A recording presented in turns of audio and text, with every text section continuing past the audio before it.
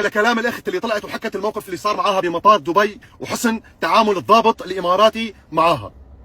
انا من 6 شهور تقريبا طلعت انا وعيلتي على عمان، من عجمان لعمان، على حدود بالمنفذ الخروج بهيئه الهويه والجنسيه الاماراتيه لازم انت تدفع شيء اسمه خروج من الدوله، مبلغ لا يذكر والله ما بتذكر كم، 35 40 درهم هيك شيء تقريبا.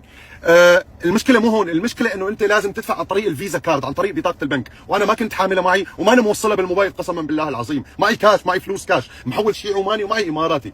قلت لها للموظفه والله ما معي غير كاش، قالت لي والله ما بينفع وهيك القانون يعني. اجى الضابط اماراتي، الضابط قال خير شو السالفه؟ قلنا له هيك السالفه والله ما معي غير كاش انا. قال بسيطه وسهله يعني، شال موبايله الخاص ودفع عننا، دفع عنا. قلت له سيدي هي اللي دفعته انت. قال اعوذ بالله يا شيخ، اهلا وسهلا فيكم، انتم مالكم ضيوف بالبلد، انتم مقيمين منا وفينا يعني، اهلا وسهلا فيكم، توكلوا مع السلامه. شوف الاخلاق والطيبه. بيجيني واحد راسه مربع مثل بوكس الشاورما بيغلط على الامارات وبسب على الامارات اللي هي شوكه بحلقه وبحلق كل واحد وحاطط وحاسد على هي البلد. حكينا كثير بالموضوع وما بدي اقعد زاود ولا احكي ولا ضل. الله يديم الامارات وعز الامارات وشيوخ الامارات وشعب الامارات. انا بدي نوه شغله بسيطه بس يا حبيبي، انت اللي بتسب على الامارات، انت بتعرف الاماراتي قبل ما يطلع من بيته، انا بعرف هالشغلات هي، بعرفها، انا معاشره للاماراتيين، بيطلع من بيته يقول يا رب اعمل خير اليوم. انت شو بتعمل؟ انت بس بتحقد وبتسب وبتبهدل حالك وبتبهدل الدنيا معك. يا رجل عيفونا. السلام عليكم.